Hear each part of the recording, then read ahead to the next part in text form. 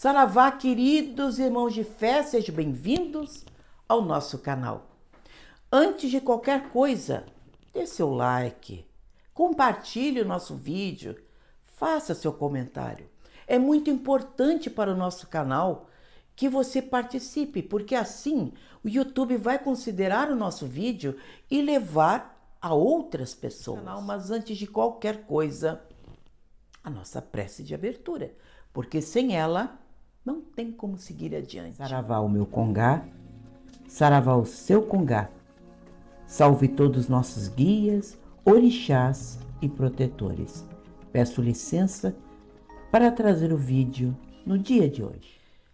Hoje nós vamos falar de uma das histórias mais incríveis que você possa imaginar. Se você é chefe de família ou dona de casa, mãe de família, enfim, mãe solo, você sabe muito bem como é difícil manter a sua casa, não é verdade? Pagar todas as contas no final do mês, água, luz, boletos, alimentação e todas as despesas e a própria organização, manter todo mundo satisfeito e feliz dentro do seu lar. Não é difícil dar atenção para todo mundo? É difícil, sim. Agora você imagine uma pessoa, uma única pessoa, controlar e manter um lugar que tenha 1.600 pessoas, 1.600 pessoas, e um atendimento semanal de 10 mil, você ouviu bem, 10 mil pessoas que vão para a sua assistência pedir passe e orientação. Parece meio uma loucura isso aí, não é? Eu imagino funcionando, mas funcionava bem. E diferentemente, como até nos alertam, algo importante que a gente sempre está pregando, uma umbanda mais intimista, mais familiar, a missão desse homem que fez esse terreiro e teve essa missão pela frente não era somente ter um terreiro intimista onde pudesse ser controlado aquele grupo, enfim, dar atenção para as pessoas. A missão dele era muito maior. E nós vamos explicar a vida desse homem incrível que foi Benjamin Gonçalves Figueiredo e sua tenda espírita Mirim, no Rio de Janeiro. Então, fique conosco até o final do vídeo para conhecer essa história inesquecível e a importância que temos de estudar história dentro da Umbanda para resgatar esses grandes nomes, esses grandes trabalhos, essas grandes entidades e o que elas deixaram, por norma, ser a Umbanda, para que nós no futuro nunca nos perdêssemos, para que nós pudéssemos ter no futuro sucesso em nossas atividades como médiuns e dirigentes. Benjamin Gonçalves Figueiredo, mais conhecido apenas por Benjamin Figueiredo, nasceu no Rio de Janeiro, dia 26 de dezembro de 1902, um dia após o Natal. Conta-se que a avó de Benjamin Figueiredo, e nós devemos muito às histórias que nós estamos trazendo aqui, a Sérgio Navarro Teixeira e principalmente ao nosso querido amigo Diamantino Fernandes Trindade, o nosso grande historiador de Umbanda, aquele que registra dados e história. Eu recomendo este livro para vocês, de Diamantino Fernandes Trindade, em seu capítulo 28, onde ele nos conta essa história. Mas a avó de Benjamin Figueiredo, ela foi uma das primeiras pessoas a trazer o espiritismo, o que nós conhecemos vulgarmente por kardecismo, ao Brasil. Foi uma das primeiras pessoas a fazer sessões espíritas no Brasil. Ela reunia, muito à semelhança da minha família em seus tempos, reunia os familiares e faziam sessões domésticas, familiares com essas pessoas. Lá um dia, numa dessas sessões, quando ele tinha apenas 17 anos, aliás, Benjamin se parece muito com a história do Zélio Fernandino de Moraes, não é verdade? O Zélio, segundo as palavras do Leonardo Cunha, seu bisneto, ele conta o seguinte, ele conta que Zélio, com 16 para 17 anos, incorporou o caboclo das 7 encruzilhadas, correto? Bem, a mesma coisa aconteceu com Benjamin Figueiredo. Quando ele fez 17 anos, ele incorporou um caboclo no meio da sessão da sua avó. O caboclo Mirim, que haveria de ser o seu guia por toda a sua vida. Ele se manifestou e disse, com aquela certeza que os grandes espíritos têm, que, a partir daquele momento, não haveria mais sessões espíritas, e sim sessões de umbanda ali entre seus familiares. Muito pouco tempo depois, Benjamin Figueiredo foi para o terreiro de Zélio Fernandino de Moraes, para ali ter uma iniciação, vamos dizer assim, de umbanda, dentro dos moldes do caboclo das 7 encruzilhadas.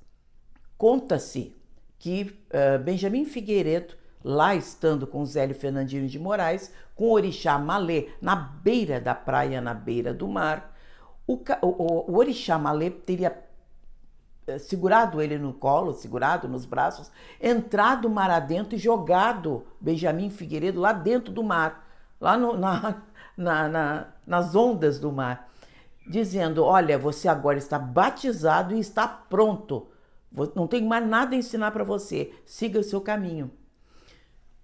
Você veja como a Umbanda é.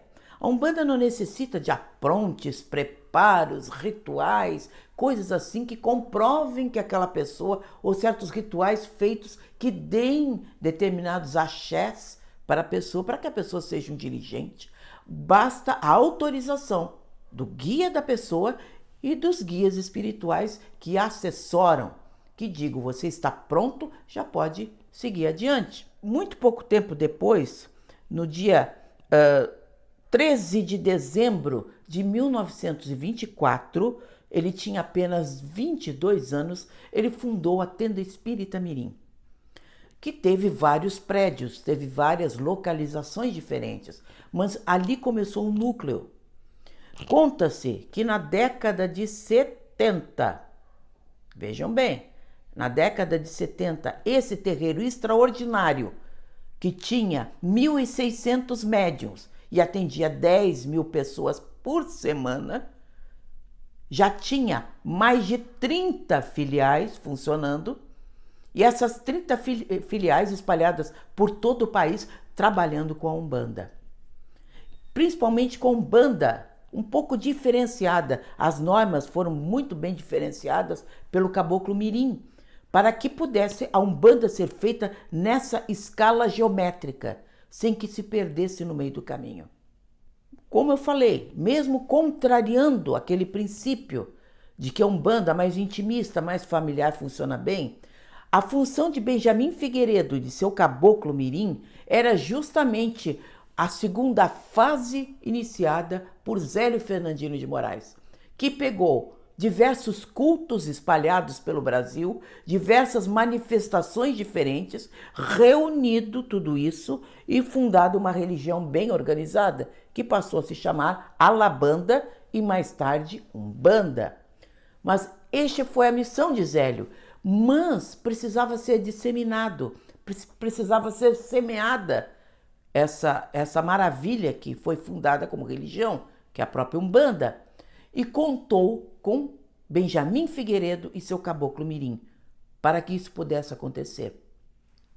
Ele chamou a sua doutrina, a doutrina que ele criou junto com o Caboclo Mirim, de Escola da Vida.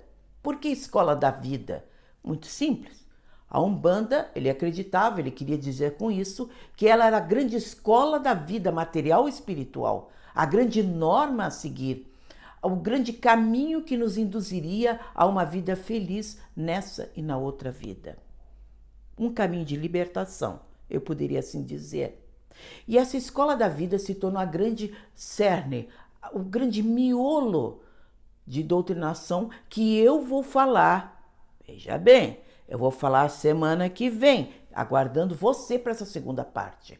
Quais eram essas regras? Quais eram essas normas que deram certo para a fundação de tantos terreiros, para que Umbanda, principalmente agora, a nossa Umbanda dos nossos dias, não se perca nesse oceano de informações que nem sempre funcionam, mas que funcionaram tão bem em sua formação.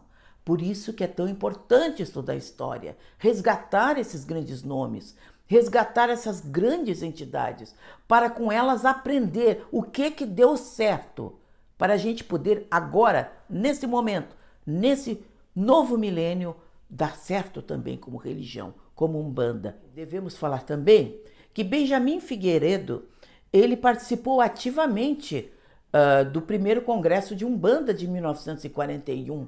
Ele participou de toda essa formatação, essa reunião de vários outros terreiros que se reuniram para tentar criar uma norma, ou pelo menos um miolo para essa nova religião que estava se fundamentando. O grande mérito de Benjamin Figueiredo foi fundar o primado de Umbanda e a primeira escola iniciática de Umbanda, dentro da sua escola da vida, dentro das suas normas deixadas pelo Caboclo Mirim, fundamentando uma Umbanda que viria a ser a nossa matriz, o nosso modelo de Umbanda a partir de então. Essa Umbanda raiz, essa Umbanda de Benjamin Figueiredo, essa Umbanda espetacular que formou médiuns extraordinários que deram origem a muitos outros terreiros, é a nossa história de hoje. E a nossa história de hoje também terá uma sequência, como nós falamos semana que vem. Aguardamos você, não esqueça. Nós lembramos também da importância de por que muitas coisas foram cortadas dentro da escola da vida, da doutrina deixada pelo Caboclo Mirim. Uma delas, e que muita gente se incomoda horrores com isso, foi desvincular a Umbanda da macumba carioca feita nesse início desse século. Nós sabemos pela obra de João do Rio, As Religiões no Rio, que é um dos livros mais importantes que todo umbandista deveria ler, que mostra exatamente uma fotografia, um relato muito fiel de como eram as macumbas cariocas naquele tempo, para entender por que Zélio fundou a Umbanda como ele fundou, por que o Benjamin Figueiredo criou a Umbanda como ele criou com o Caboclo Mirim e sua importância, porque era realmente nem vou dizer uma religião, mas um culto à macumba carioca nesse tempo, extremamente voltada à baixa magia, ao enfeitiçamento mais cruel. Há uma desordem muito grande, porque nós também temos que lembrar da marginalidade que houve muitos poucos anos antes, com a libertação dos escravizados. Porque nós sabemos que no Brasil, à medida que houve a libertação dos escravizados, esses não receberam nenhum aporte do governo, nenhum aporte de nenhuma autoridade. Foram lançados às cidades, às periferias, sem nenhum tipo de apoio. E muitas dessas pessoas, diante dessa situação humilhante, dessa situação aviltante de vida, se voltaram para a baixa magia para, de certo modo, corrigir os erros que a humanidade não lhe dava, os recursos que ela não lhe dava. Se voltaram muito para a baixa magia e se aperfeiçoaram muito.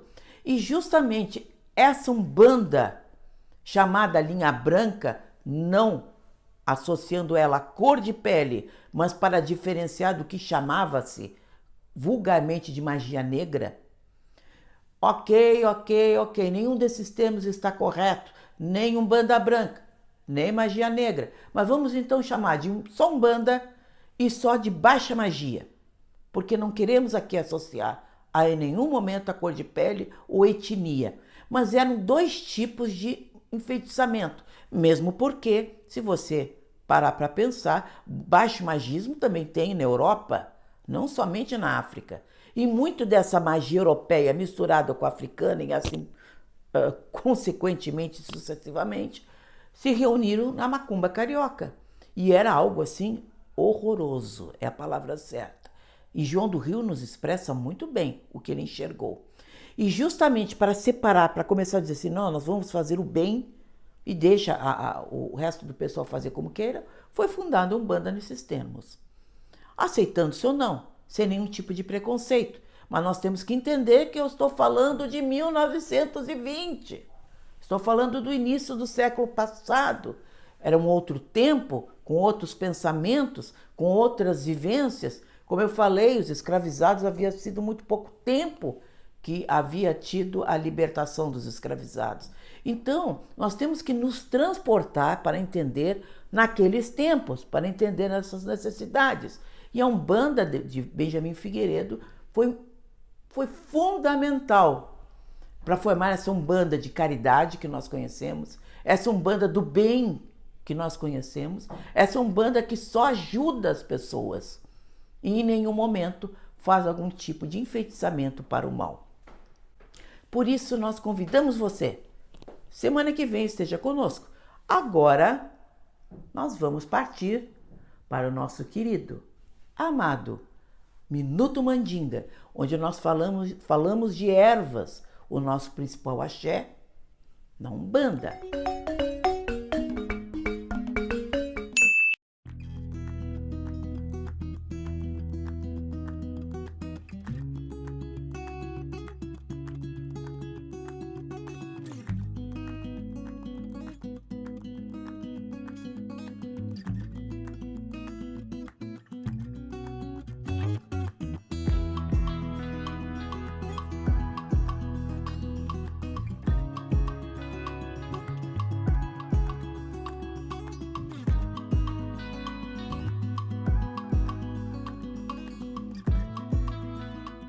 Gostou?